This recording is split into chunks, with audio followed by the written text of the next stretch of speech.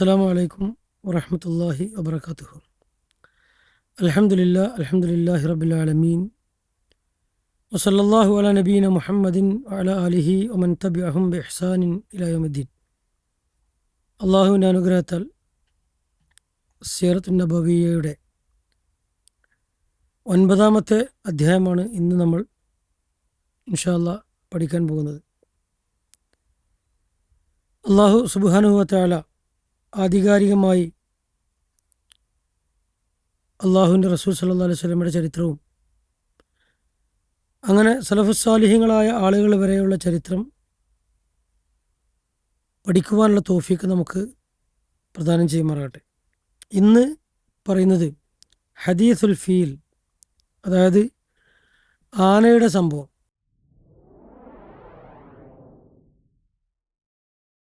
ആന കലഹം എന്നൊക്കെ നമ്മളൊരു പക്ഷേ കേട്ടിട്ടുണ്ടാവും. അതായത് അറബികളുടെ ചരിത്രത്തിൽ മുമ്പൊന്നും യാതൊരു പരിചയവുമില്ലാത്ത ഒരു മഹാസംഭവമായിരുന്നു ആനയുമായി ബന്ധപ്പെട്ട സംഭവം. കഅബയുടെ മഹത്വവും പവിത്രതയും ലോകത്തിന് ബോധ്യപ്പെടുത്തി കൊടുക്കുവാൻ വേണ്ടി അള്ളാഹു സുബ്ഹാനഹു വ തആല ഒരുക്കിയ ഒരു മുന്നൊരുക്കമായിരുന്നു ആന സംഭവം എന്ന് നമുക്ക് മനസ്സിലാക്കാൻ സാധിക്കും.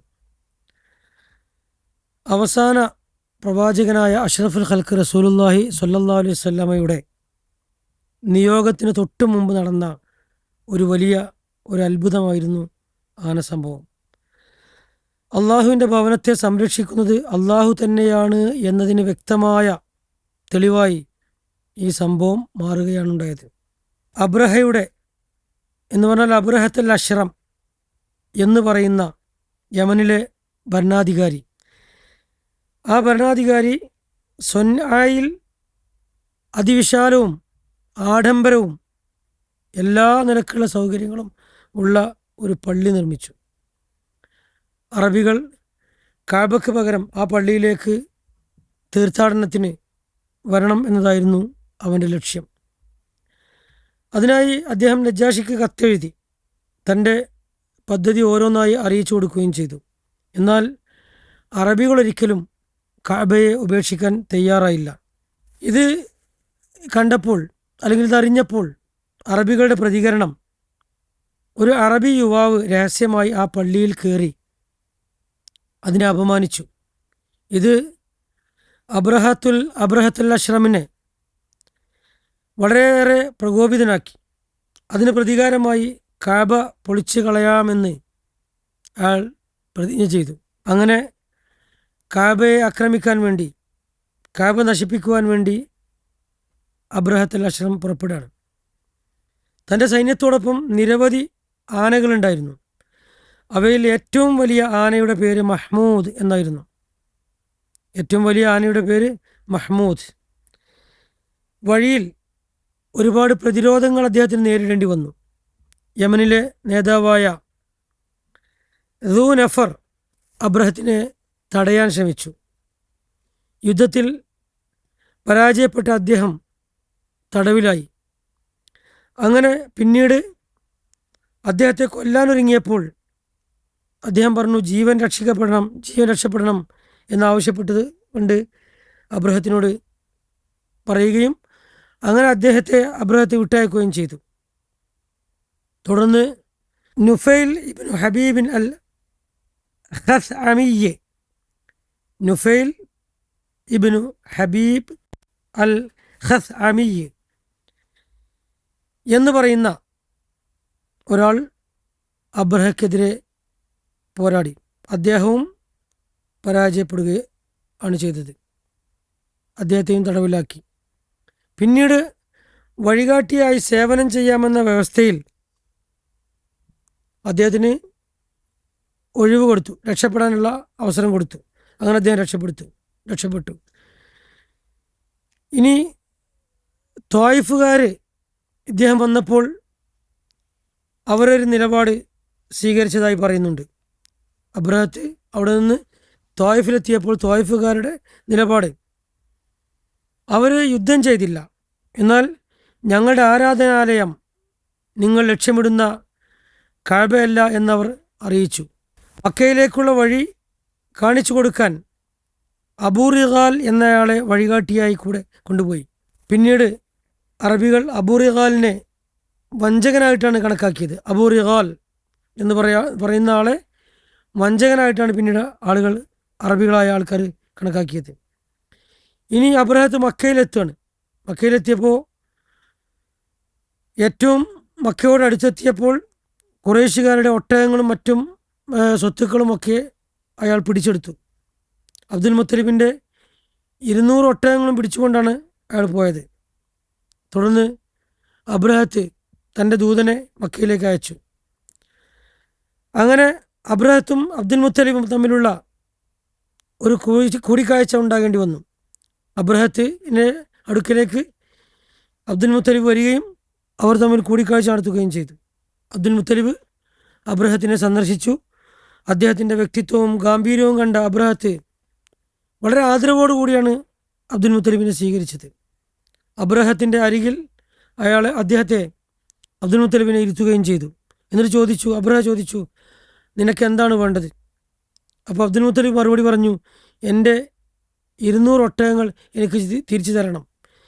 എൻ്റെ 200 ഒട്ടകങ്ങൾ എനിക്ക് തിരിച്ച് തരണം. ഇത് കേട്ട അബ്രഹത്തിൽ അശ്രം അത്ഭുതപ്പെട്ടു. അബ്രഹത്ത് അബ്ദുൽ മുത്തലിബിനോട് സംസാരം തുടർന്നപ്പോൾ അബ്ദുൽ മുത്തലിബ് അദ്ദേഹം പറഞ്ഞ വാക്ക് ചരിത്രപ്രസിദ്ധമാണ്. ഞാൻ ഒട്ടകങ്ങളുടെ ഉടമയാണ്. ഈ ഭവനത്തിന് അതിൻ്റെ സ്വന്തം രക്ഷിതാവുണ്ട്. അവൻ തന്നെയാണ് അതിനെ സംരക്ഷിക്കുക. ഈ വാക്കുകൾ കേട്ട അബ്രഹാം ഒട്ടകങ്ങൾ തിരികെ നൽകാൻ ഉത്തരവിട്ടു. അങ്ങനെ അദ്ദേഹത്തിന് തിരിച്ച് ലഭിക്കുകയും ചെയ്തു. എന്നാൽ അബ്ദുൽ മുത്തലിബിൻ്റെ ഒരു പ്രാർത്ഥന ഉണ്ടായിരുന്നു. ഒട്ടകങ്ങൾ തിരിച്ചു വാങ്ങിയ ശേഷം അബ്ദുൽ മുത്തലിബ് കഅബയുടെ അടുത്ത് വാതിലിൽ നിന്നുകൊണ്ട് അതിൻ്റെ വളയം പിടിച്ചുകൊണ്ട് അള്ളാഹുവിൻ്റെ ആത്മാർത്ഥമായി പ്രാർത്ഥിച്ചു. തുടർന്ന് മക്കക്കാരായ ആളുകളോടൊക്കെ മാറി നിൽക്കാൻ പറഞ്ഞു. അവരോട് അവിടെ നിന്ന് പോകാൻ പറഞ്ഞു. എല്ലാവരും അള്ളാഹുവിൽ ആശ്രയിച്ചുകൊണ്ട് കാത്തുനിന്നു. അപ്പോഴാണ് ആനകൾ വന്നുകൊണ്ടിരിക്കുന്നത്. ആനകളുടെ മുന്നേറ്റം അവിടെ തടയപ്പെട്ടു. എന്ന് പറഞ്ഞാൽ അബ്രഹയുടെ സൈന്യം കഅബയിലേക്ക് നീങ്ങാൻ ഒരുങ്ങിയപ്പോൾ വലിയ ആനയായ മഹ്മൂദ് കഅബയുടെ ഭാഗത്തേക്ക് പോകുമ്പോഴൊക്കെ അവിടെ നിൽക്കുകയാണ് ചെയ്തത്. ആ ദിശയിലേക്ക് നീങ്ങാൻ അത് വിസമ്മതിച്ചു. മറ്റു ദിശകളിലേക്കൊക്കെ തിരിക്കുമ്പോൾ അത് ശരിയായി നടക്കുന്നുണ്ടായിരുന്നു. എന്നാൽ കഅബയുടെ ദിശയിലേക്ക് മാത്രം, കഅബയുടെ ഭാഗത്തേക്ക് പോകുമ്പോൾ മാത്രം അത് മുട്ടുകുത്തി നിന്നു. അതുപോലെ തന്നെ ആ സമയത്ത് തന്നെയാണ് അബാബീൽ പക്ഷികളുടെ വരവും. അപ്പോൾ അള്ളാഹു അബാബീൽ എന്ന് പറയുന്ന പക്ഷികളെ അയച്ചു. ഓരോ പക്ഷിയുടെയും കൊക്കിലും കാലുകളിലും ചെറിയ കല്ലുകളുണ്ടായിരുന്നു. ആ കല്ലുകൾ പതിച്ചവർ നശിച്ചു പോവുകയാണ് ചെയ്തത്. അബ്രഹയുടെ സൈന്യം ആകെ ചിതറിപ്പോയി. അങ്ങനെ അബ്രഹത്തിൻ്റെ അന്ത്യം ആവുകയാണ്. അതായത് അബ്രഹ ഗുരുതരമായി വലിയ പരിക്ക് ഏറ്റു.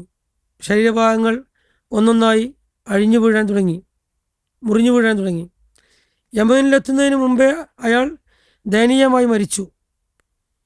ഈ സംഭവത്തിൻ്റെ അനന്തരഫലങ്ങളായിട്ട് കാണാൻ സാധിക്കും അള്ളാഹു തൻ്റെ ഭവനത്തെ അത്ഭുതകരമായി രക്ഷിച്ചു എന്നും കഅബയുടെ മഹത്വം അറബികളുടെ മനസ്സിൽ കൂടുതൽ കഅബയ്ക്കുള്ള സ്ഥാനം അവരുടെ മനസ്സിൽ ഊട്ടിയുറപ്പിച്ചു.